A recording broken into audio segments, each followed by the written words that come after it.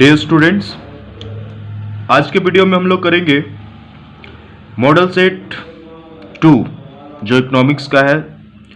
जेक के द्वारा रिलीज किया गया है इसको। इसमें भी 40 क्वेश्चन है और इसके लिए भी 1.5 घंटे की टाइम आपको दिया जाएगा। सभी प्रश्न जो है वो अनिवार्य है, जैसा कि आप लोग देख पा रहे हैं। कुल प्रश्न की संख्या जो है वो 40 है। प्रत्येक प्रश्न के लिए 1 अंक निर्धारित है। तो ये सब चीज़ें आप कर लोगे ध्यानपूर्वक। चलिए हम शुरू करते हैं। क्वेश्चन आंसर, इसका कंप्लीट सॉल्यूशन क्या होता है, प्रत्येक क्वेश्चन के कौन सा आंसर कंप्लीटली सही है, उस चीज़ पर हम लोग आज बात करेंगे। तो मॉडल 1 हम लोग कर चुके थे और आज हम लोग मॉडल 2 के बारे में बात करेंगे। लिखा हुआ है पहला क्वेश्चन कि अर्थशास्त्र जीवन के सामान्य कारोबार के संदर्भ में मनुष्य का अध्ययन है। यह कथन किसके लिए था, किस अर्थशास्त्री का था? तो इसमें आंसर हो जाएगा अल्फ्रेड मार्शल। इसमें आंसर हो जाएगा अल्फ्रेड मार्शल। दूसरा नंबर क्वेश्चन पूछ रहा है कि आर्थिक समस्या क्यों उत्पन्न होती है। दूसरा पूछ रहा है कि आर्थिक समस्या क्यों उत्पन्न होती है। तो इसमें हम लोग देखेंगे सीमित आवश्यकता के लिए नहीं, ये होगा, बी भी नहीं होगा, सी भी नहीं होगा और इसका आंसर हो जाएगा डी, क्योंकि संसाधनों की दुर्लभता होती है, इसलिए हमें आर्थिक समस्याएं उत्पन्न होती है। क्वेश्चन नंबर 3 देखेंगे कि लिखा हुआ है क्या निम्नलिखित में से कौन एक सांख्यिकीय आंकड़ा नहीं है। तो इसका आंसर हो जाएगा आपका डी नंबर। नेक्स्ट क्वेश्चन में हम लोग देखेंगे, लिखा हुआ है क्या शब्द स्टैटिक्स की उत्पत्ति किस लैटिन शब्द से हुआ है। तो स्टेटस, ये हमारा सी नंबर आंसर हो जाएगा इसका। क्वेश्चन नंबर 5 देखेंगे, लिखा हुआ है क्या कि फिल इन द ब्लैंक्स के बाद लिखा हुआ है सभी समस्याओं का जड़ है। तो अभाव जो है वो सभी समस्याओं का जड़ है, ये हो जाएगा इसका आंसर। नेक्स्ट क्वेश्चन हमारा है 6 नंबर का और 6 नंबर क्वेश्चन में हम लोग देखेंगे निम्नलिखित में से चर का एक उदाहरण है।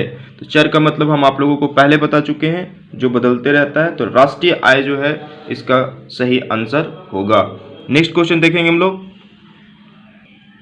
देखेंगे 7 नंबर क्वेश्चन बोल रहा है प्रतिदर्श सर्वेक्षण से क्या लाभ है। तो इनमें से सभी हो जाएंगे। कम खर्च भी होते हैं, समय कम लगता है, कम प्रगणन की आवश्यकता होती है। तो ये इसका आंसर हो जाएगा आपका डी नंबर।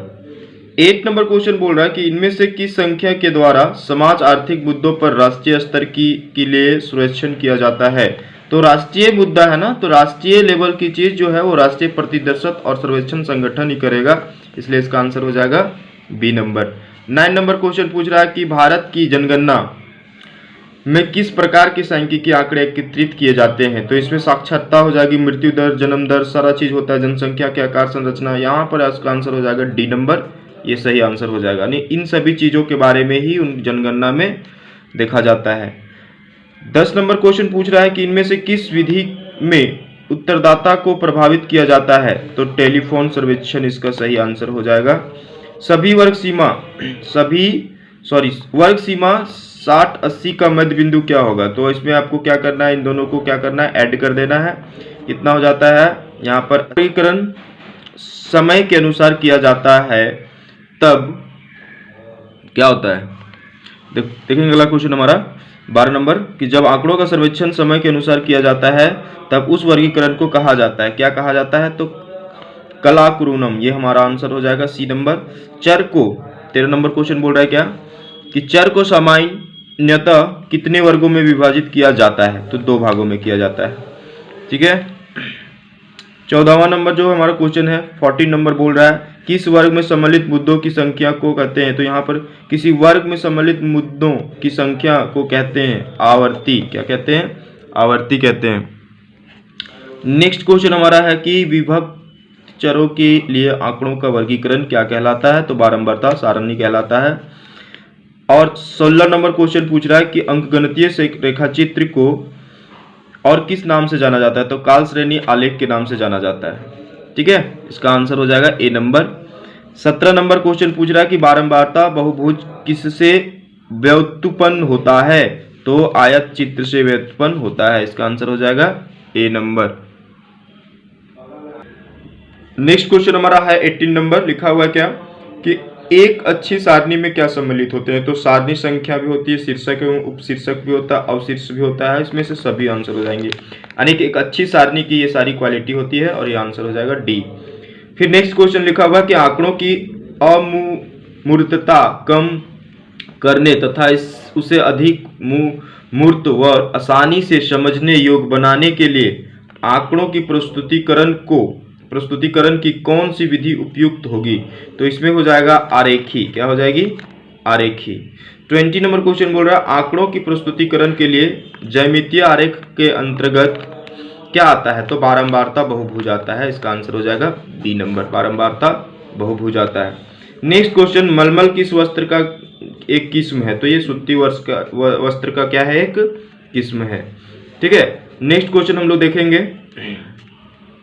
लिखा हुआ धन निकासन सिद्धांत का प्रतिपादन किसने किया था? तो दादाबाई जो हमारे नरोजी साहब हैं उन्होंने किया था। ठीक है, और नेक्स्ट क्वेश्चन उसके बाद हम लोग देखेंगे 23 नंबर क्वेश्चन पूछ रहा है कि निर्यात अतिरेक से क्या तात्पर्य है? तो यहाँ पर आयात की तुलना में निर्यात अधिक होना ही क्या होता है? निर्यात अतिरेक होता है। ठीक है, नेक्स्ट हमारा क्वेश्चन है 14 नंबर, औपनिवेशिक भारत में साक्षरता दर कितनी थी? तो 16% से अधिक, 16% से अधिक इसका आंसर हो जाएगा। भारत में सर्वप्रथम रेलगाड़ी किन दो स्थानों के बीच चली थी? तो ये हमारा हो जाएगा बम्बई और थाने। ठीक है, यहाँ पर नहीं होगा, ये होगा इसका आंसर। नेक्स्ट क्वेश्चन हमारा है पूंजीवादी अर्थव्यवस्था का आधार होता है? पूंजीवादी अर्थव्यवस्था का आधार होता है, तो जैसा कि आप लोगों को हम पहले बता चुके थे, 26 नंबर क्वेश्चन हमारा क्या बोल रहा है? 26 नंबर क्वेश्चन जैसा कि आप लोग देख पा रहे हैं, 26 नंबर क्वेश्चन बोल रहा है कि पूंजीवादी अर्थव्यवस्था का आधार होता है निजी लाभ कमाना, जो कि पूंजीवादी अर्थव्यवस्था हमारा सर्वप्रथम अमेरिका में चला हुआ था।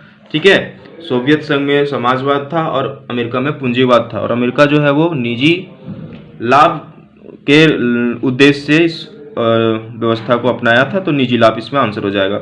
1950 ईस्वी से 1951 के बीच औद्योगिक क्षेत्र की संबंधित दर कितनी थी? तो 8% वार्षिक, आंसर हो जाएगा बी नंबर। ठीक है, अब हमारा जो ये 27 नंबर क्वेश्चन है उसका आंसर हो जाएगा बी नंबर। 28 नंबर क्वेश्चन पूछ रहा है कि पूंजीवादी अर्थव्यवस्था उसी वस्तु का उत्पादन होता है इनमें से जो बाजार में जिसकी मांग होती है, जिसके उत्पादन में लाभ होता है, विदेश में जिनकी मांग हो, इनमें से सभी। यानी जो आदमी पूंजी लगाएगा, पूंजी आदि अर्थव्यवस्था में क्या होता है, प्राइवेट सेक्टर के लोग ज़्यादातर काम करते हैं, तो वो लोग अपनी अर्थव्यवस्था में उसी वस्तु का प्रोडक्शन करेंगे जो बाजार में अधिक मांग भी रखे, उत्पादन में लाभ भी हो और विदेशों में मांग हो। तो इस प्रकार की वस्तुओं का क्या होता है, वहाँ पर ज़्यादा उत्पादन होता है, इसलिए इस क्वेश्चन का आंसर हो जाएगा डी, इनमें से सभी। तो नेक्स्ट क्वेश्चन देखेंगे हम लोग। अगला क्वेश्चन हमारा 29 नंबर है, भारत की पंचवर्षीय योजना की संकल्पना किस देश से ली गई है? तो रूस से ली गई है। किस देश से ली गई है? तो रूस से ली गई है। तो यहाँ पर प्रतिप्रेक्षात्मक योजना में लक्ष्य को प्राप्त करना होता है 20 वर्षों में। कितने में? 20 वर्षों में इसका आंसर हो जाएगा। 31 नंबर, स्वतंत्रता प्राप्ति के पश्चात भारत में किस योजना की शुरुआत हुई? तो यहाँ पर इसका आंसर हो जाएगा स्वतंत्रता प्राप्ति के पश्चात भारत में किस योजना की शुरुआत हुई? तो यहाँ पंचवर्षीय योजना हो जाएगा, सी नंबर आंसर।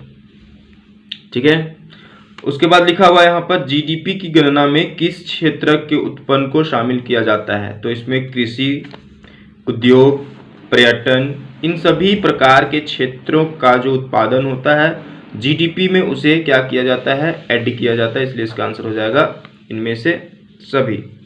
भारत में हरित क्रांति का दूसरे चरण का काल कब माना जाता है? तो ये आंसर हो जाएगा बी, 1970 के दशक में मध्य से 1980 के दशक के मध्य तक। ठीक है, नेक्स्ट हमारा क्वेश्चन जो है, नेक्स्ट क्वेश्चन हमारा है 33 नंबर, 33 नंबर हो गया ना। 34 नंबर क्वेश्चन हमारा होगा कि औद्योगिक नीति 1956 के प्रस्ताव में उद्योगों को कितने वर्गों में विभाजित किया गया? तो 3 वर्गों में विभाजित किया गया था। विदेशी ऋण क्या है? तो विदेशी ऋण क्या होता है? विदेश संस्थाओं से सरकार के द्वारा लिया गया ऋण होता है विदेशी ऋण। यानी किसी विदेशी संस्था से अगर सरकार ऋण लेती है तो वो क्या कहलाती है? विदेशी ऋण कहलाती है। अब देखेंगे हम लोग 36 नंबर क्वेश्चन पूछ रहा है कि 1980 के दशक के अंत में उत्पन्न आर्थिक संकट से बचने के लिए भारत को IMF से कितनी राशि ऋण के रूप में मिली थी? तो ये हो जाएगा आपका बी नंबर, $7 बिलियन। ठीक है। अब हमारा जो नेक्स्ट क्वेश्चन है 38 नंबर का क्वेश्चन है, देखेंगे लिखा हुआ क्या कि HCL टेक्नोलॉजी किस प्रकार की कंपनी है, तो ये IT कंपनी, तो IT कंपनी पर इसको डी में नंबर आंसर हो जाएगा। नेक्स्ट क्वेश्चन हमारा है 39 नंबर का क्वेश्चन, देखेंगे क्या लिखा हुआ है 39 नंबर का क्वेश्चन में। 39 नंबर क्वेश्चन पूछ रहा है कि कंपनियों के द्वारा किसी बाहरी स्रोत से नियमित सेवाओं को प्राप्त करने की प्रक्रिया क्या कहलाती है, तो ये हमारा बाह्य प्राणम कहलाता है। तो क्या कहलाता है, बाह्य प्रापान कहलाता है। तो इसका आंसर हो जाएगा बी नंबर। भारत में LPG नीति, लास्ट क्वेश्चन है, बोल रहा है कि LPG नीति से लाभान्वित नहीं होने वाला क्षेत्र, तो ये होता है वित्त। ठीक है, ये होता है वित्त। तो यहाँ पर आपका कंप्लीट हो जाता है सेट 2 भी, मॉडल सेट 2 इकोनॉमिक्स के, जो हमारे 11th क्लास का है। और इसी प्रकार